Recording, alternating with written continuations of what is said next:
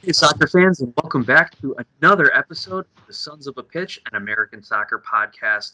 We are starting our third season of the Sons of a Pitch, an American soccer podcast. We have headlines to cover from around the league, the latest news with DC, Atlanta, and Philadelphia, especially. We also do a quick recap of the CONCACAF Champions League and then our league roundup, our specialties programming announcements and contests that we're running. So make sure you stay tuned for all that and more at the Sons of a Pitch, an American soccer podcast. Well, hey everyone, welcome back once again to the start of season three. Once again, start of season three. I probably butchered that somewhere along the way, but it works out. Welcome back to another episode of the Sons of a Pitch, an American soccer podcast, as we kick off our third season of covering the MLS. And I am joined by my good friend and fellow host, Mike Guglielmi, who we have been together since day one of this podcast, starting from just banter over the cubicle wall, getting dirty looks from our direct supervisor for not working and playing soccer for most of every morning. But Mike, I'm glad that you and I did this together, and here we are now, two plus years later, still rolling here, man. How you feeling? Feeling good, man. It's crazy. Season 3, here we come, and we're getting bigger and better, and we're not looking back. Absolutely. And in case any of our listeners or viewers want to join our conversation, you can follow us on Twitter at SOP Soccer, on YouTube, search for Sons of a Pitch Soccer, on Facebook at Sons of a Pitch Soccer. You can email us, podcast at sonsofapitchsoccer.com, or you can leave a comment on our web posts, www.sonsofapitchsoccer.com.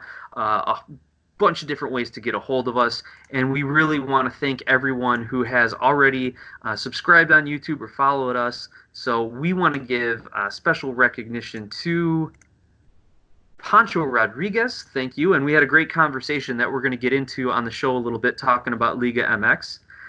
Thank you to Mike Dew, the Dead Ball Brothers, Austin Anthem, the new Braunfels chapter of the new FC Austin supporters group, Jason Rigdon, the podcasting coach, Andrew Martinez, Arturo Flores, Sebastian Pereira, 90 Plus, a Vancouver Whitecaps podcast. Go check them out. Sean Griffin, CBJ Joe, JR Reed, The Libero, and Philly Dupe. Thank you guys for following us. We appreciate having a conversation with you week in and week out. Additionally, our new YouTube subscribers, we're at over 150 subscribers right now, I think, Mike, right? Somewhere in that ballpark? Yep, 184 as of recording. Oh man, and everyone, special thanks to Mike for doing all the graphics on the YouTube stuff here. He's kicking ass with it. And we want to thank Rocky, Steven Renteria, Carlos Francisco, Mike Dew, Solitube.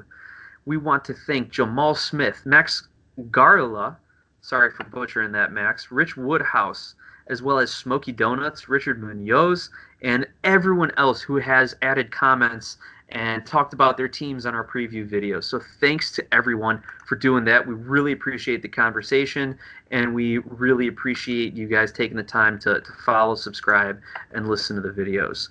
And in case you didn't know, we did the preview videos for Minnesota and DC in light of the podcast. We just put out so much content, we ran over our data limits, and the hosting service wasn't going to let us add any more. So look for Minnesota and DC previews back on YouTube. It's not like we're ignoring you guys, Loons fans, DC United. We love the district, so make sure that you check that out on YouTube. Mike, you got a few things that you wanted to update as well. Yeah, also, we put together a nice MLS full league season preview that is over on YouTube.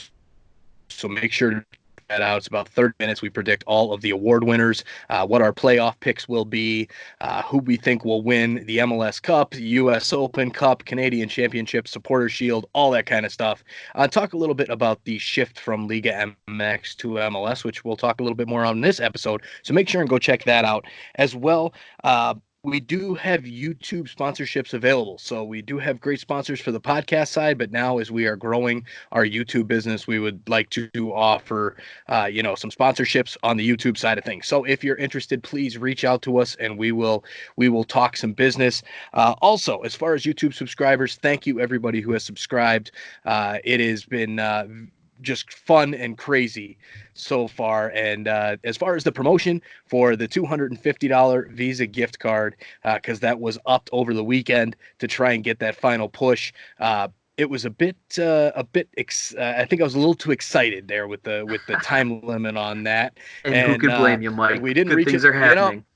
Exactly. So everybody that has subscribed, I don't, definitely want you guys to stick around here. So make sure actually going to extend the promotion through MLS All-Star Game on July 29th. So we've got plenty of time there, and we're going to switch it up a little bit. So they give you the choice of either a $250 Visa gift card or 2 tickets to any MLS regular season game.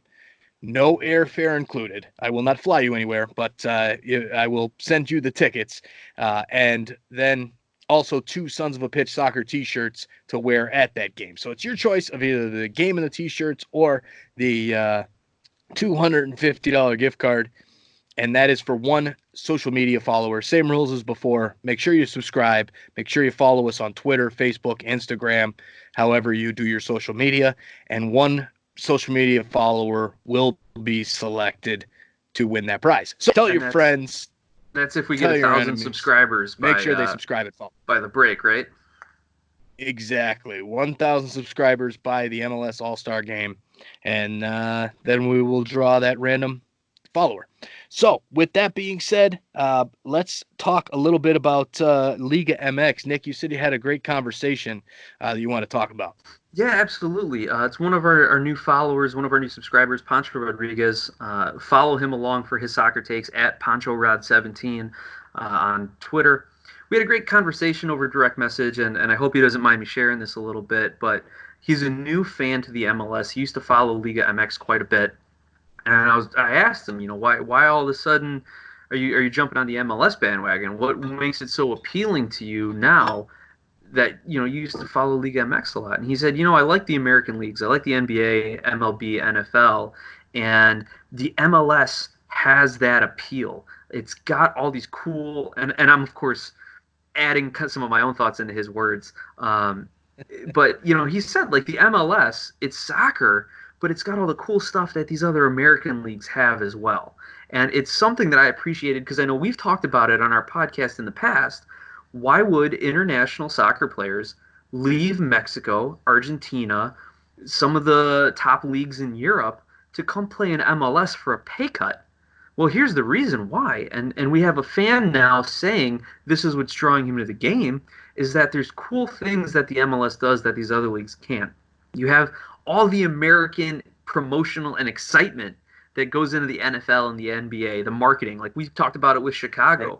Their new signings doing shots of Malort when he first gets to town, right? Like stuff like that. You don't see it as much in some of the other leagues. People might consider it unprofessional, but you know what? It's good marketing. Or Chicago Fire, I'm going to stick with them because we're exposed to their market the most. When they revealed their second kit, their plain white shirt kit, they got the band members from the Plain White Tees to come on and help them release that at Reckless Records. Like that stuff, you combine that with like the American lifestyle, living in the United States, being able to bring their families here and take advantage of everything, of the educational system, the infrastructure, all those sort of things that we offer in the United States. That's why players are coming here. And it's the uniqueness of the super draft, the homegrowns, the roster rules, and all the other fun things that MLS teams can do that draws fans like Pancho to the MLS, who, as he said, he's kind of gotten bored with Liga MX. So I appreciate him being honest with us. Thanks for letting us share that on our airwaves here, Pancho. And if there's anything else you want to hear on the show, man, let us know. So again, Pancho Rodriguez, thank you so much for following us along, for kind of stimulating our first conversation here. Mike, you read the messages. What was your impression when you hear Liga MX fans are starting to gravitate towards the MLS? Not just because they like the Mexican players. Right. I think I was kind of joyed to see it. I wasn't really. I thought I would. My thought was that, oh wow, look at this is happening, but I think with all the marketing that's been going on with Liga MX and MLS kind of working together with these different competitions, right? This is the goal of that marketing, Now we're actually getting to see it down on our level. So, I'm sure that, the MLS is seeing it like crazy, and I'm sure TV ratings are going up and all that kind of stuff, because now these Mexican League fans are getting exposure to MLS, and they start to see all these little different things, these cooler things, and they say, wow, look at this, I can now watch this, and it's more exciting than the stuff I've been watching for, it's new. Anytime you get something new, it could be more exciting. So,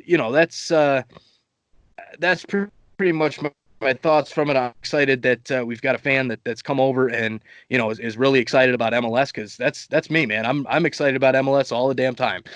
So it's awesome to have more MLS fans out there, and especially ones that are coming from Liga MX. Yeah, it's true. Mike really is excited. I think I get more text messages from him about the MLS than my wife sends me updates like about the kids or anything that's going on at home. So, uh, I appreciate it though, Mike. I do. I do. Brightens my day to talk soccer in the middle of the afternoon. So, so, fans, let us know your thoughts. I mean, do you think you're going to see a big influx of Liga MX fans? Do you think there's going to be more dual fandom, and especially with tournaments like CCL and Leagues Cup bringing the MLS and Liga MX head to head? Let us know what you think on Twitter at SOP Soccer or any other social media platform. So, with that, let's dive into our MLS headlines. Some of the big news that has occurred over the last week or so, or during week one of games. Now, Mike, you had the first headline here. Why don't you tell us a little bit about what's going on in DC? Yeah, so DC signed an MLS, maybe, I don't know if I'd go as far as legend, maybe a Columbus Crew legend for sure. Maybe not MLS, but Frederico Higuain has signed with DC United. Kind of a surprising move. I mean, why now? Why a week into the season? I know there was some chatter earlier, maybe about 2 weeks ago or so about this, but you've probably figured, just like we did, this probably isn't coming through. The season's about to start, and they signed him. I'm excited to see him back in the league with DC. I know Columbus moved on, and I think he can definitely add some much needed help to that depth and the attack for DC United. Is Federico Higuain a 90-minute player, 32 out of 34 games? Absolutely not. But he can come in off the bench. He can play those games in the summer after he's had about a week off. He definitely provides that depth piece, and I'm excited about that. I think he can still get it done. I mean, I think he could probably give 10 goals in a season, 10 goals, 10 assists, close to that. Maybe a little less, but he's going to be there, and he's going to put some production up. Nick, what are your Yeah, thoughts? yeah. Just to give a little background on Higuain here, he's 35 years old. He's been in the MLS since 2012, and yeah, he was out of contract with Columbus at the end of the season, or at the end of 2019. The season he missed most of due to an ACL injury.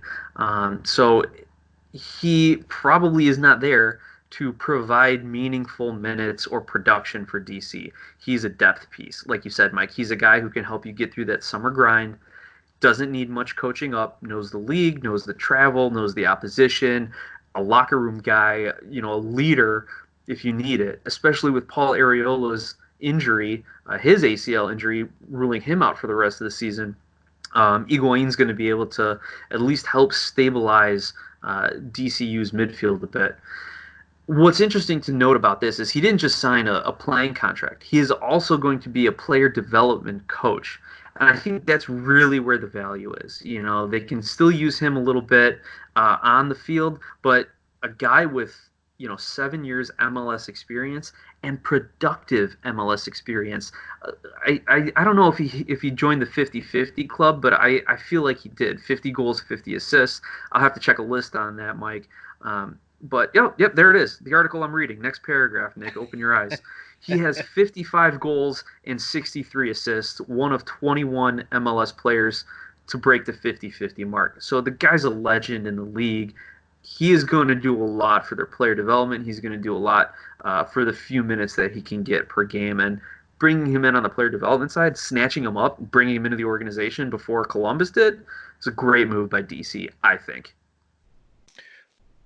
Agreed. And his brother, doesn't he have a brother that's kind of a good soccer player as well?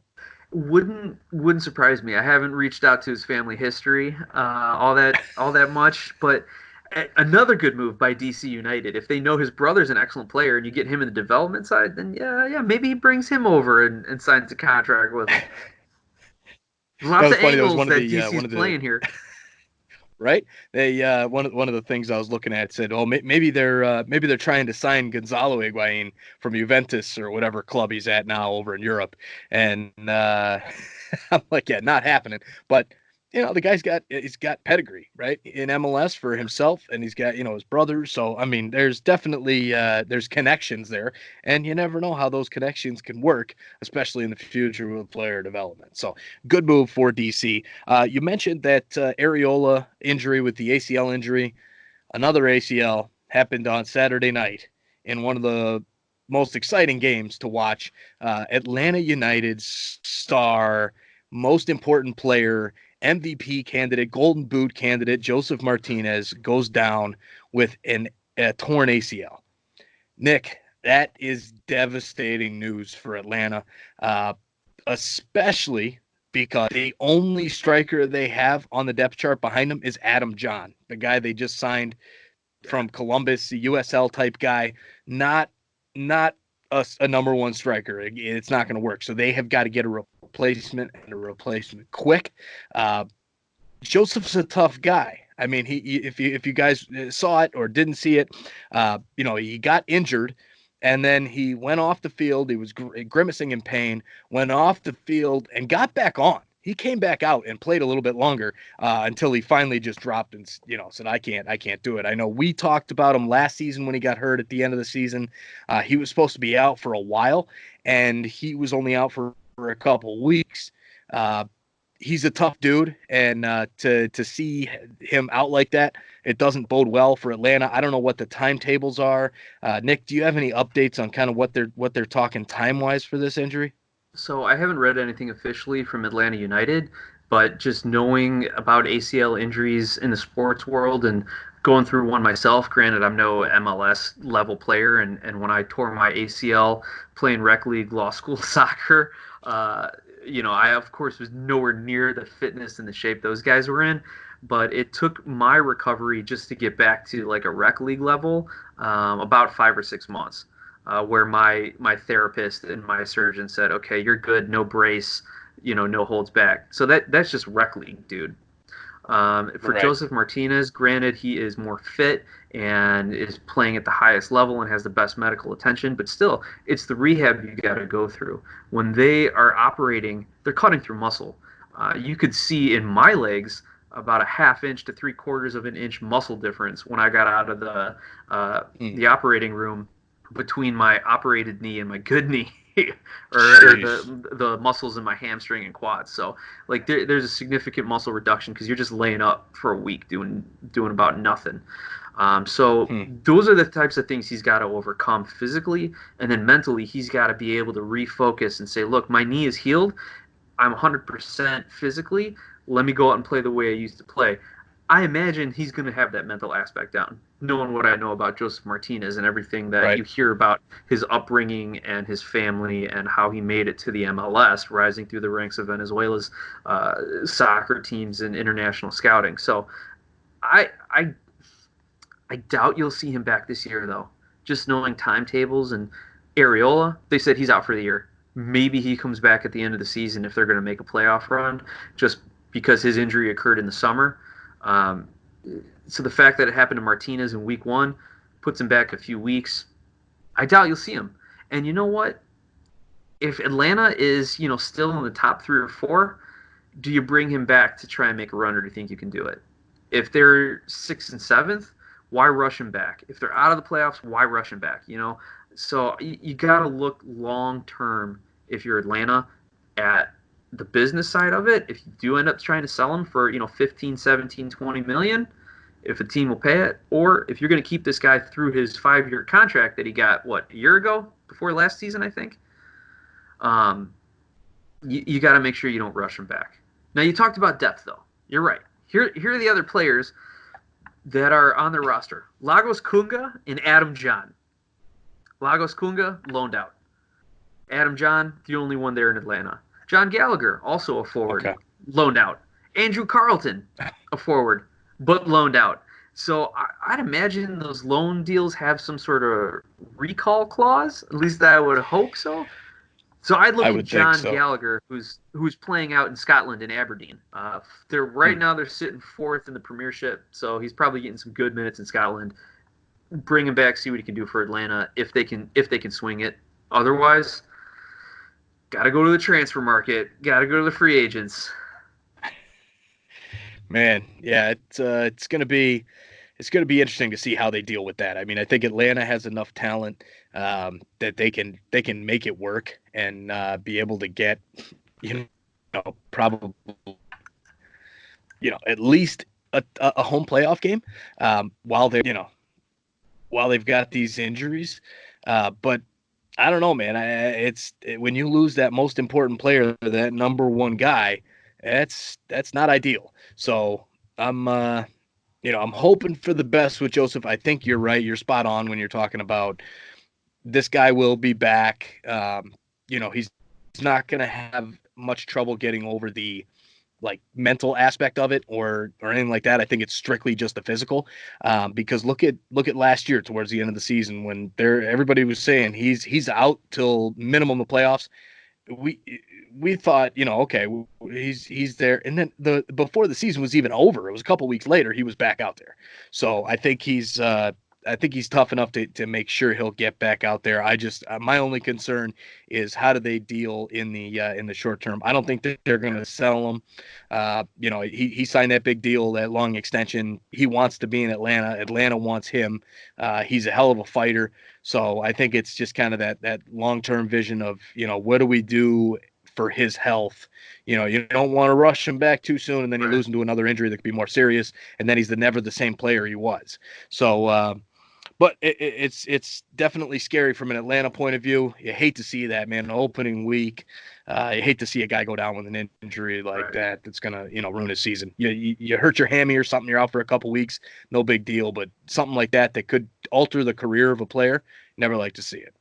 Right, and you can bet executives all over the MLS were cringing and going, "Oh no, we just lost one of our faces of the league." So it's going to hurt the MLS's business, that's for sure. And obviously, it's all about the health and safety of their players, and we don't want to see guys get hurt. And we don't know how bad it is. Did he just tear his ACL, or is there meniscus damage? Is there MCL sprains? Is there other tears or things associated with it as well? Hopefully, it was just a straight tear of the ACL. But yeah, there's a lot of things to take into account here from a team's perspective, roster building, business aspect, league wide.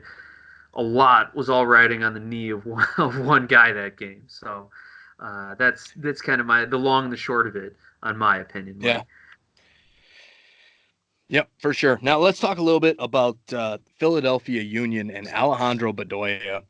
An interesting article came out just before we sat down to record that he has actually been bought down to TAM status now and no longer takes up that DP spot for Philadelphia. I'm confused. They already had an open DP spot available, so now this makes two DP spots available. It doesn't make any sense. What the heck's going on out in Philly? The only thing I can think of is they must be spending some money. Look back at our team previews and check out that Philadelphia Union preview. I said they need to spend some damn money. Nick said they need to, rebuild, and 2022 is the year of the Union. Well, I can't see any other reason to buy a guy down to a TAM player if you're not going to be signing another DP. So, Nick, what are your thoughts on that move? Well, I caught a lot of flack from Union fans for saying like just wait another year or two until you can develop a couple more youngsters or develop some of your youngsters into best 11 quality or start quality guys and then bring in your big DP signings. But it certainly looks like Philadelphia has other plans. And when I saw that they did this in conjunction with Bedoya's contract extension, so that was the mechanism for doing it. They gave him the extension and then kind of bought it down with Tam. I'm thinking of like hockey deals, right? Where they give a guy like I don't know, tens and tens of millions of dollars on a hockey contract, but it's like a 10-year contract and there's no way he's going to actually play for 10 more years in the league and they just back end all of the money. So he'll retire at year 5 and now all that money's off your books and it never it's a salary cap hit. It kind of had that feel to me, the fact that they extended him, bought his contract down, and now have 2 open DP slots. Looks like they're going to spend some money. Looks like this is kind of Philadelphia's ownership and management giving a vote of confidence in the players and the coaching and the more technical side of things. So I'm excited for Philly. I can't wait to see who they're going to bring in or who. I mean, the rumor mill's all over the place with like LA and Miami. Now we got to get Philadelphia in this rumor mill and see like which ridiculous player they could bring in to help their team out. I mean, any early speculations? I mean, is Messi coming to Philly now? Like, is that one of the things we're gonna? No, we're not gonna hear that, of course. But that's kind of the things that I expect to hear now from the Philadelphia Union news sites. Yeah, not happening. Not happening. Nick, you've got an interesting guy who might be coming over to MLS that you you put out there. So maybe he'll go to Philly now, Mike. This is a great little segue. One of my colleagues at work is a huge Liverpool fan, and I'm an Everton supporter, so he gives me crap all the time about how terrible Everton's been and how Liverpool, despite their one loss just now, went 44 unbeaten and is just rolling through the world of soccer. But the former Liverpool player Daniel Sturridge, who's now playing in Turkey, just got a 6-month ban from FIFA, like for all soccer-related activities. So it's like, hey, maybe when his ban is up, he'll just like say, forget this, forget Europe. Let me get away from UEFA and FIFA and all this stuff. I'll just go hide out in MLS for a couple of years and net a few goals there.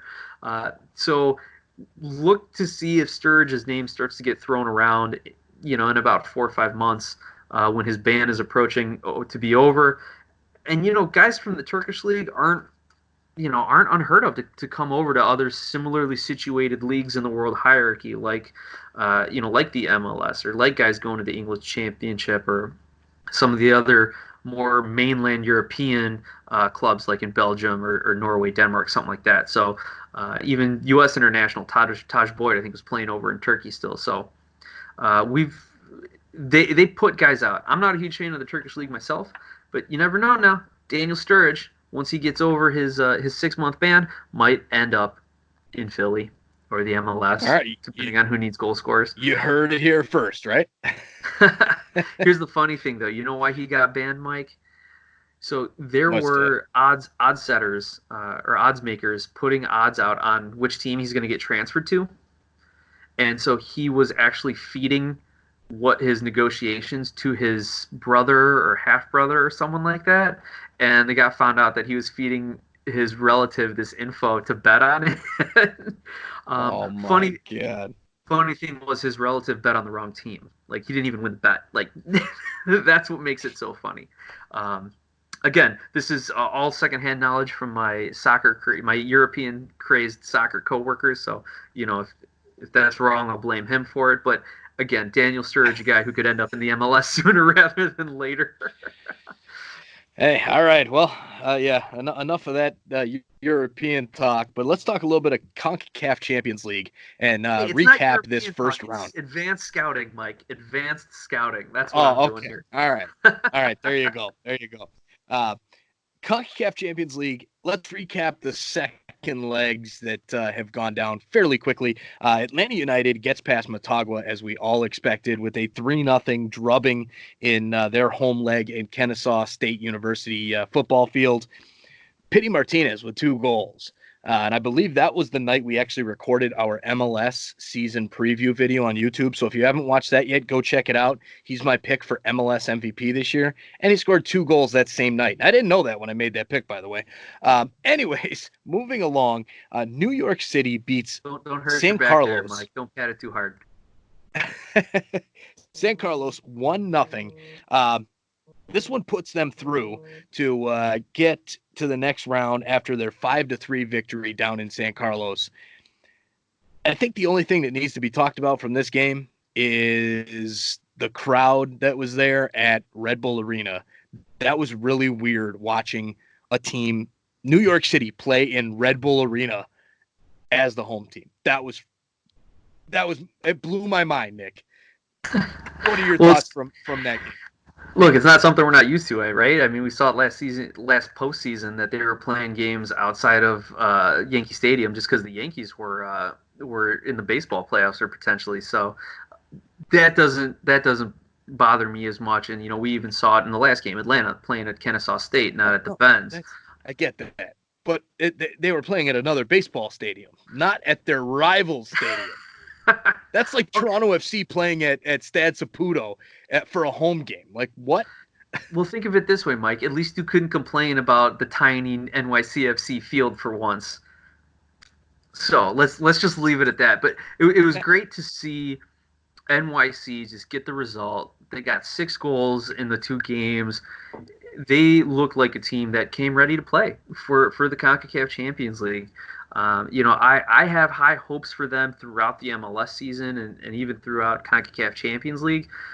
Tigres, though, it's going to be a real tough out. They're going to have a really difficult time matching up with Tigres, who had to come from behind to beat Alianza after dropping the first leg 2-1. They got it done, though. They ended up advancing 5-4 in aggregate. So now you've got Tigres, New York City FC. It's going to be a battle of offense. And I think that's something we've seen a lot in the later rounds of Champions League over the last few years, where you're getting the first round is like a 2-1, 2-2, maybe 1-0 type stuff. And then in that second round, 5-3, 6-2, 6-4, stuff like that. You're gonna get goals, especially out of the Tigres NYCFC matchup. Let's just hope the Citizens can keep pace. Yeah, Tigres has not looked good in their Liga MX season, as well as in the first round of the CONCACAF Champions League against Alianza. But it should be a good matchup for that. Next matchup is Montreal Impact hosted Saprissa, and they had a 2-2 draw down in Costa Rica and a 0-0 draw at Olympic Stadium to have Montreal go through on aggregate. Next game is LAFC against Lyon. This one was an absolute amazing game to watch. Lyon had the 2-0 lead down in their home leg, the first leg in Mexico. And everybody was, I mean, this has never been done before. No MLS team has ever come back from a 2-0 deficit after a first leg away. And LAFC came out and was just dominant. So you had a side that looked like garbage down in Mexico that looked like it was their first game of the year. And then a team that came in that second leg that was just absolutely dominant. It was like the script got flipped totally from those 2 games, and they get it done 3-0 to win and move on to face Cruz Azul in the next round. Fantastic game to watch. It really was. It was kind of like a playoff game in the preseason. It was really cool. How great would it be? So if LAFC ends up beating Cruz Azul and Atlanta ends up beating Club America, despite all the problems we've just talked about with losing Josef Martinez. I mean, you could have an LAFC Atlanta semifinal, and then you could have a Montreal New York City. You could have an all MLS semifinal around here. Nick, is that the coronavirus my mind. that's infecting you, or did you take some pills earlier today? But LSD? Are you? Is there, Mike? The possibility is there. And imagine if Seattle hadn't choked against Olympia. Like, it could be Seattle, Montreal, and then you've got a guaranteed MLS team in the semifinals. Like, this is kind of I didn't think it was a good draw coming into the tournament for a lot of these teams, other than Seattle, who choked it away in the first round. But hey, now they can go focus on the MLS Cup. My pick to win it all. It's crazy to think that we could have 4 MLS teams, 3 American and a Canadian, in the semifinals. Do I think it's going to happen? I don't know. Olympia has to feel pretty good about matching up with Montreal. New coach, ended up with a 0-0 draw at their last CCL game. Start of the season could favor an Olympia upset there. Tigres, they play to their abilities. Boom, that's half of it. Atlanta can't figure out what to do with Josef Martinez, and LAFC again gets back into old habits, loses Cruz Azul. Then we could just as easily have 3 Liga MX teams in the semis as we could have 3 or 4 MLS teams. So, right. But I'm going to focus on the positive here, Mike. All right. Because every year, right? That's it. Every year, it's our year. Every year, it's the MLS's year to finally win it. So we could do it. The odds are in our favor right now. We've got a 50-50 shot of getting a team into the finals. 4 of the 8 teams are MLS. So I'm excited about it. Now, back to reality. Seattle Sounders, that team with the best draw, the MLS Cup champions, the team that should easily go through to face a Montreal side or a Saprissa side, which ended up being Montreal, ends up losing on penalty kicks to Olympia. Yeah. I mean, that if that doesn't temper everybody's expectations just a little bit, I don't know what will. But the only thing that I will say is that I think it's the mindset of the head. It's the head games. This team went into this matchup thinking, we got this. We've got a great draw. We have nothing to worry about to the semifinals because everybody was penciling them into the semis. They said, hey, they're going to beat Olympia. They're going to beat Montreal or Saprissa, and it's Tigres or NYC. And I think that mindset is what totally killed them. And it has happened before in sports. It will happen again in sports. But that's pretty much all I want to talk about with the Champions League because we have got to temper our expectations and go after it in this next round. And it's going to be some fun matchups to watch. We'll just see if Ronnie Delia shoves a Tigres player this round. Yeah, Looking forward to more of his sideline antics. Nice. He's not that kind of guy, but I appreciated him sticking up for his player who got two-footed there. Just goes out and shoves the opposing player. There you go.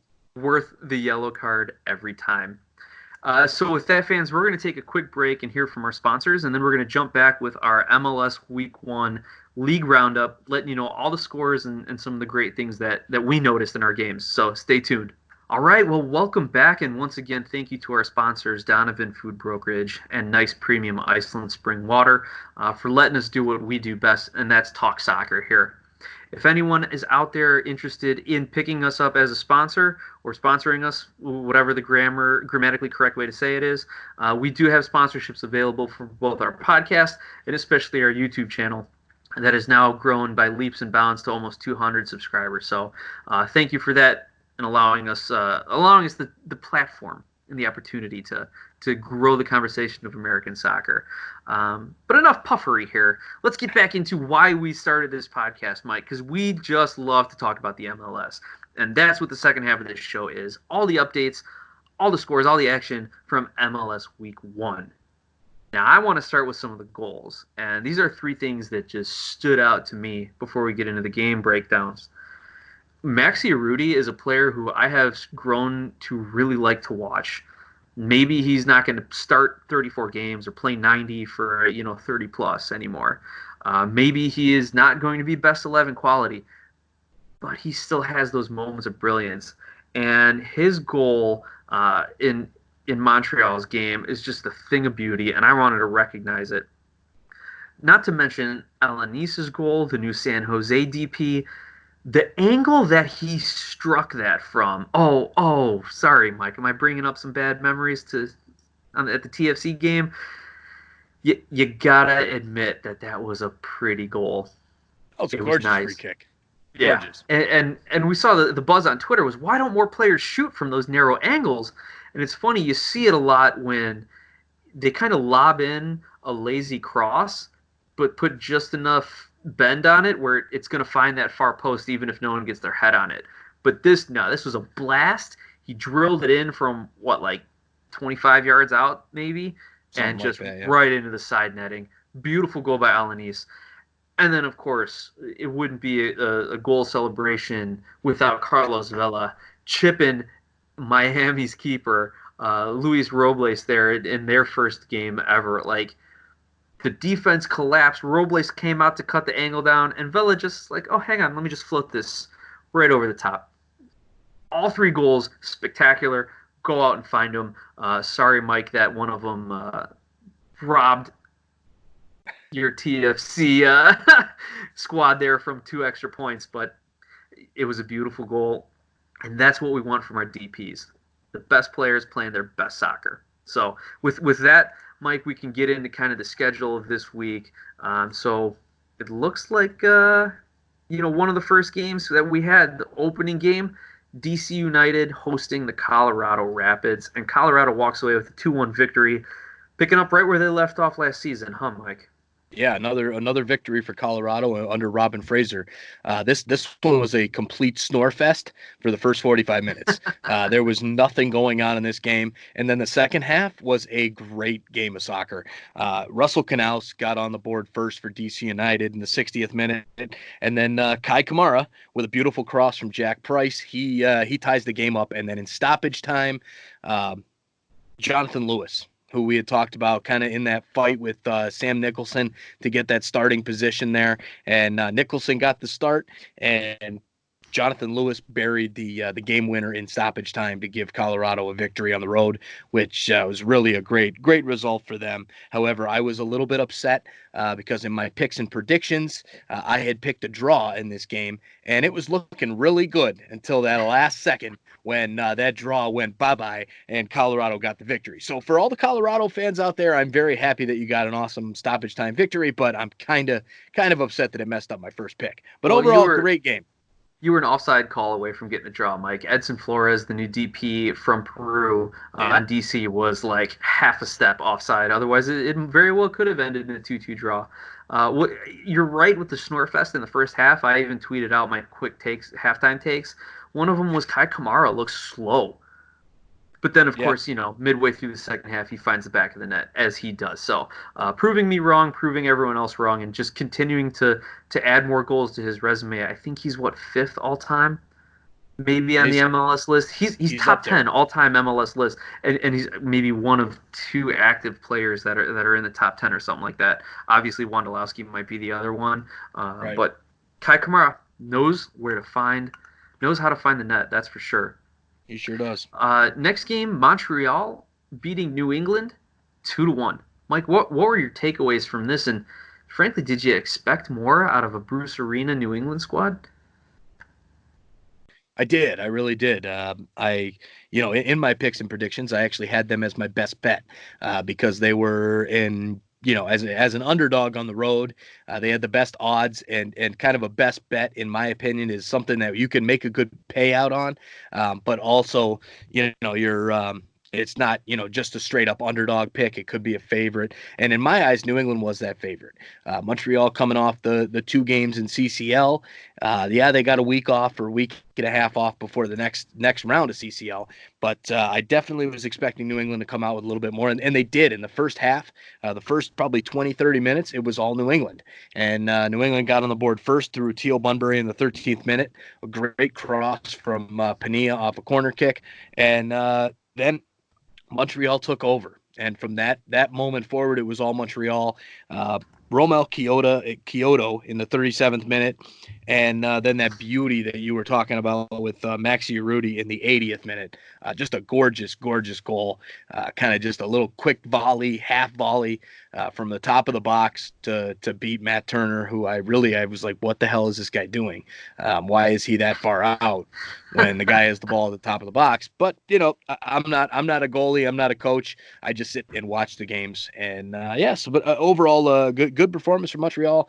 Maybe New England kind of left a little bit lacking there, but overall, a good result for Montreal. Yeah, two things that I took away from this game. Bruce Arena was pissed at halftime. He was just so down on his team's performance.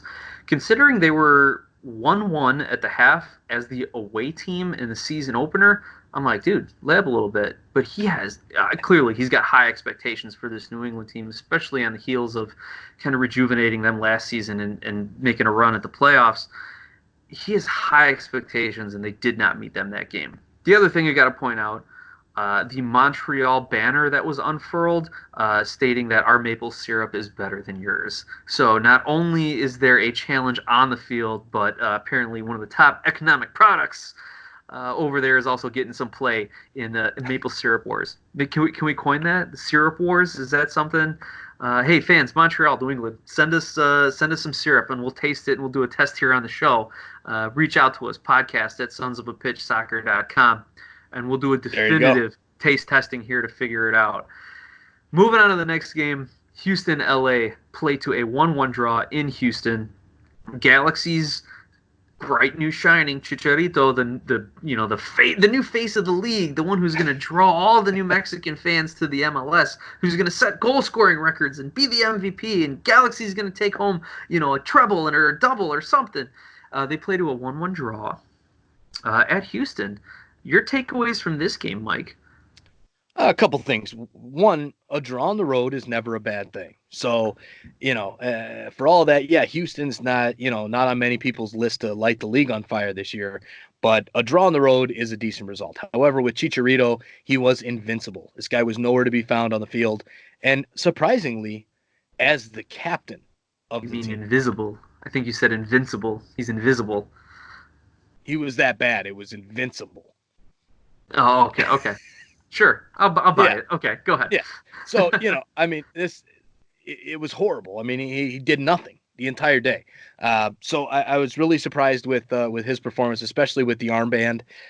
Maybe those retirement comments, maybe that's where his head's at. I don't know. Maybe it was just one bad game. The guy just came over. It's a completely different league here. As we all know, there's a transition period. So we'll see. I'm sure he'll bounce back. However, a goal that did not make your list of crazy awesome goals was Christian Pavone. Had an absolute blast. That was the goal for LA Galaxy. This was a very pretty shot that hit the top corner. Very, very nice goal there. So overall, the result, it is what it is for LA Galaxy. It's a draw on the road. You can't complain with that. Houston, decent result for them, figuring they're probably not on the same level as the Galaxy, at least not by spending money terms for sure. So yeah, those are my thoughts from Houston, LA. Right. The one other thing I want to add to that is Mauro Manotas gets the goal for Houston. Last season, when we were reviewing the Houston games and talking players and things like that, and we probably talk about him a lot in our Houston preview this year, Mauro Manotas is the guy for the Dynamo. I mean, if he's playing well, if he's scoring, if he's connecting passes, if he's driving the team, Houston is going to be a threat. So here they go. They take on, a Western Conference favorite in the LA Galaxy, hold them to a 1-1 draw. Manotas gets the goal. So he's the player to watch for Houston, in my opinion. Now, Mike, I'm gonna turn it over to you. I'm just gonna sit back and let you break down all of the action from this next game. Toronto's 2-2 draw at San Jose. So you do what you need to talk about TFC here, buddy. All right, Nice so nice hat, by the way. yeah, thanks. So yeah, TFC and San Jose 2-2 draw at the death as Valdo Alanis scores an amazing free kick. It was just unbelievable. Toronto FC kind of came out surprisingly well on the road and ended up getting a penalty kick in the 40th minute that Pozuelo buried. However, even as a TFC fan, I don't know. It's contact in the box. Josie makes a hash of it like he always does, and goes down, and it's a penalty. I can see why they called it a penalty because first of all, the ref blew the whistle and had a conversation with these guys right before it happened, and then he blows the whistle to restart play, does it again, and Josie goes down. So I can see why it was called. However, I don't think it should have been a penalty, but it was. TFC goes up 1-0. Second half, they come out fairly fast. Richie Larea, who came on at halftime, scores a goal on the rebound. 2-0 Toronto FC. San Jose answers right back through Andy Rios. And then it was kind of just real touchy. It was just a kind of a back and forth game. And right at the end, and right at the death, so Tsubasa Endo with a stupid foul out in the corner, and Alani steps over it, and I just had my immediate thought process went back to the goal that Chivas had in the first leg of the CONCACAF Champions League final back in 2018, which Osvaldo Alanis happened to be was on that team. And I thought, my God, he is going to step up and just blast this into the net, and he's going to make it. And what do you know? He did. And tied the game up. Great goal. A fair result. Really, when you look at the game as a whole, it was a fairly even matchup. Toronto gets the draw on the road. It hurts because they give up that last-minute goal, the last kick of the game. That always stings. But when you step back, it was a pretty even matchup between both sides on the field, and a 2-2 draw is a good result for both sides. Like you said, a draw on the road, never a bad result. Next game that we're breaking down here, Dallas, Philadelphia. FC Dallas comes away with a 2-0 win at home, and Mike, your preseason pick for Andre Blake as goalkeeper of the year just took a big hit with giving up 2 goals that first game. Zdenek Ondrasik, the Cobra, and Paxton Pomykal end up finding the net for FC Dallas. Looking at the stats of this game and kind of seeing how the play was, the stats ended up looking a little even, and maybe you give Dallas the edge because it looked like they kind of settled back to defend maybe the last 15, 20-ish minutes or so. But really, to me, the story was Dallas found the net and Philly didn't. Shots on target, 5 for Dallas, 3 for Philly, even though the overall shot total was 15 for Philly and 9 for Dallas. So Philly had to, Philly was doing defending during the bulk of that game. Dallas was able to kind of settle back when they had a 1-goal lead and then take advantage of a stoppage time nail in the coffin, if you want to call it that, 2-0. Next game on MLS's agenda was Orlando and Real Salt Lake. And it's funny, I actually saw, I think an ESPN MLS writer say that Dom Dwyer was his dark horse to be an MLS MVP. Like he's going to have a resurgent season, score a bunch of goals, and bring Orlando to the playoffs for the first time. And those first games certainly didn't suggest it. 0-0 draw, Orlando, Real Salt Lake. Mike, as big of a Toronto fan as you are, you have some ties to Orlando. So what was your takeaway from this game? Because honestly, I didn't see too much in it. Yeah, I turned it on towards the end of the end of the games, probably about the last 30 minutes or so, and it was all Orlando. I mean, they were pounding the goal, but they weren't doing it on the stat sheet. It looked like it because they had some possession, and they were kind of flirting in that final third, but they weren't getting any shots on goal. They weren't getting any shots. It was just kind of just useless possession. Overall, 9 shots to 5 for Orlando, 2-1 shots on target, 51-49 in possession. And then chances created, Orlando did have 1 chance to Real Salt Lake's none. So it's a pretty bland game, but in that 30 minutes, it was more exciting than the stats would suggest. But Orlando, the beginning of the season is when they start out hot. So they've got a lot of new pieces that are coming together. It's going to take some time for them to gel, but this was a game that they might look back on at the end of the year that they should have taken more than just the 1 point at home against an RSL side. Absolutely. So next is probably one of the biggest games that was on over the weekend. Nashville hosting Atlanta United. They said, 55 to 60,000 tickets sold for Nashville's first ever MLS game. Granted, people were saying, probably 10 to 15,000 of those were Atlanta fans who were coming up there, but that doesn't take away from the atmosphere. And first of all, welcome to the league, Nashville. Like, you certainly deserve a seat at this table. The way you put on everything from pregame to during the game to your tifo of Johnny Cash giving the finger. Like, it was just a fantastic atmosphere, and it can't be overstated. And unfortunately, they don't come away with a result, but you get Walker Zimmerman, their big new signing, who ends up with the toe poke goal. And I want to thank one of our friends of the show, Alexander from Vancouver, who's blog and podcast Between the Sticks covers Vancouver soccer. He said, hey, anyone want to start a Nashville podcast, call it the toe poke, in honor of Zimmerman's first ever goal for Nashville. But again, they play a very respectable game. They have their MLS vets who can kind of hold it down. And hey, they take advantage of a set piece, which is what you need to do for a side that is technically better and has a better roster like Atlanta. Atlanta, as we all know, though, they're mourning the loss of Josef Martinez with his ACL injury, but they get the win nonetheless. Mike, any quick thoughts before we touch on Vancouver Sporting Kansas City? No, it was a great atmosphere. Really looked like a lot of fun. The way they put that show on was awesome. So I think it was 59,000 was the final number there. And the result on the field didn't look that bad either. I mean, these guys, they kind of held their own against Atlanta. Yeah, they lost and they deservedly lost, but it wasn't a blowout. It wasn't a 4-0, 5-0 type of game, which could have very easily happened. So Atlanta, right, they get it done, but they do lose Josef Martinez. Vancouver Whitecaps hosting Sporting Kansas City. Sporting Kansas City, man, Alan Pulido, they're starting to spend some money, and they go into Vancouver and they take care of the Whitecaps. They dominated this game. Vancouver did have a few chances. It wasn't like it was a complete one-sided game like the scoreline suggests, but Sporting Kansas City does get the job done. Their new signings looked awesome. Overall, Oh those yeah. guys looked awesome. Gaddy Kinda looked fantastic, even though he almost got sent off with a red card, and maybe should have. But Alan Polito as well. Great game for Sporting Kansas City. You got anything to add to that? Nope. I just can't wait for Johnny Russell to find a groove and see him alongside Polito. Absolutely. Yeah, for sure. Uh, Go ahead, Mike. Next game No, up, so Columbus Sunday. NYCFC. Yes. So now we move to the Sunday games. Columbus at home hosting New York City, who just came off that CONCACAF Champions League victory to move to the next round.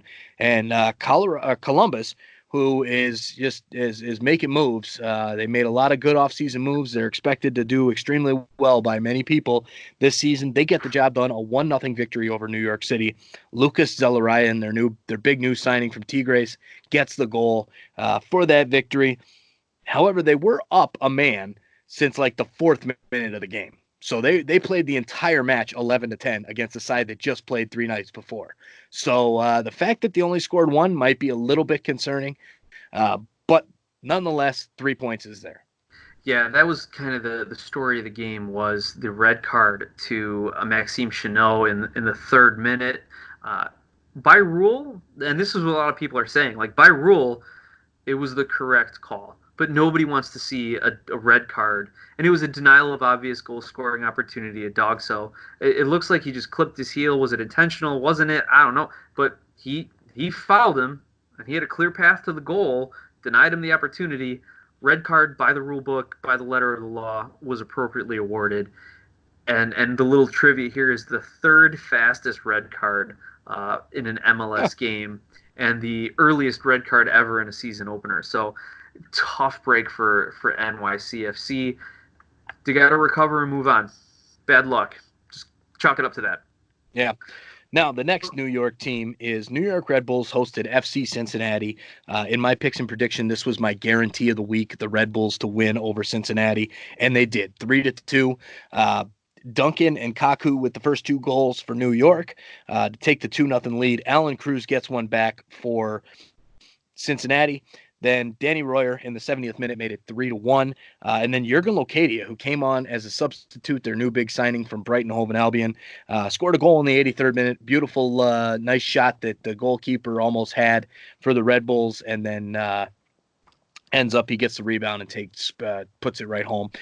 Overall, a good result for New York. They had to have Cincinnati. They did put up a good fight for a team that just lost their coach a week before the season. That's trying to fit all these new pieces together. So, what are your thoughts, Nick? Yeah, it was a better look for Cincinnati than how they finished last season, but it just shows they got a long way to go. For New York, hey, they were able to scratch out a win despite losing so much talent in the offseason. So you know what? It was probably two teams who lined up a little more similarly, a little more evenly matched than you'd think, just given their histories. New York guts out the win. But I want to talk a little bit more about Seattle, Chicago, Mike. Seattle coming off that CCL embarrassment. Chicago, the de facto expansion team, new stadium, new ownership, management, new roster. I think they turned over at least half of their roster in this offseason. Chicago did. Yeah. And you know what? Their DP signing, Barrich gets the goal. Somehow, though, the Seattle Sounders just do what they always do and find a way to get that win. Jordan Morris, 93rd minute, finds the back of the net, and that was the difference in this game.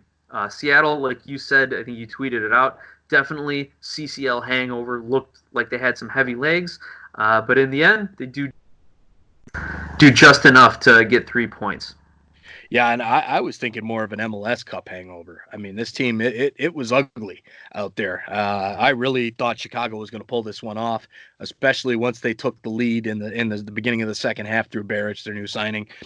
I was surprised, man. I mean, this was a Chicago team that came out ready to play, and Seattle was. I don't know if they just got caught up in the celebrations of the MLS Cup banner getting unveiled and the opening day festivities there.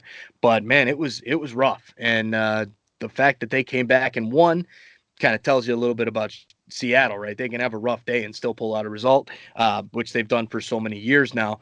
But overall, a good performance by Chicago. If you're a Chicago fan, I'd be excited about what's to come, because if they were able to put that type of game together against Seattle in Seattle on opening day, when they have some time to gel, they could be something special. Right. Get used to hearing Mihailovic to Baric for the goal. I think that's something you're going to get Yeah. a lot of this season. Next game, LAFC hosting Miami. Once again, welcome to the league, Miami. Man, Yeah. there were some cool shots of their fans going out and partying it up the night before their league opener in LA. Like, so credit to Miami's fans. They've already built a great culture down there, and I'm looking forward to seeing what they can do once they have a few games together. In this case, though, they fall short to LAFC. The difference being that Carlos Vela just beautifully chipped goal over Luis Robles, who, like we said, one of those Red Bulls guys who left for greener pastures, maybe for new opportunities. But Miami didn't look like an expansion team, Mike, and we saw Diego Alonso's lineup heavy with MLS vets. I think they had 6 guys with MLS experience in their starting lineup, so they knew what to expect. They knew how to handle themselves, and they just didn't have the goal scoring during this game, and ended up falling 1-0. I do like that they started Robbie Robinson up top. Hopefully he gets a lot more opportunities, but just wasn't enough against LAFC. Yeah, as it really wasn't expected to. I don't think there were many people outside of some diehard Miami fans that thought they could pull that off. Uh, but a good, they didn't get wiped off the table. Like, I think both expansion teams can be extremely happy about how they did in the first game ever, right? Oh yeah. Nashville, we just talked about it. They were competitive. Same thing with Miami. They were in this game till the very last whistle. It was not 4-0. So good on them. Give them some time to gel, and they'll both be competitive, I think. Moving on to the last game, Montreal. Portland Timbers hosting Minnesota United. A 3-1 victory for the away team, Minnesota United. The Loons go into Portland, a tough place to play, and take all 3 points pretty convincingly. Nick, did you get a chance to watch this one? I did not, but again, our new friend Pancho Rodriguez was sending us messages while he was watching it, and just talked about how Opara had a bit of a mishap on the back line there, which led to an early goal, or led to Diego Valeri's goal off the PK. Yeah. But you know what? Minnesota ended up gutting it out. Like, I'm glad that they were able to find the victory. It bears good fruit for Minnesota to go to Portland in this opener, because really Minnesota's just been lacking that consistency over the last few years since they've joined the league, and it looks like they may have found it over the end of last season, getting to the playoffs, and having a good U.S. Open Cup run, and now starting the season on the right foot. Their best players scoring goals for them. I think you tweeted out a little something or put some notes about Ethan Finley picking up 2 assists. So Yeah, he had a I hell of think a this game. bodes very well for the Loons moving forward. Your quick takes. Yeah, absolutely. I mean, Molino with 2 goals, Luis Amarilla, the new signing, gets a goal.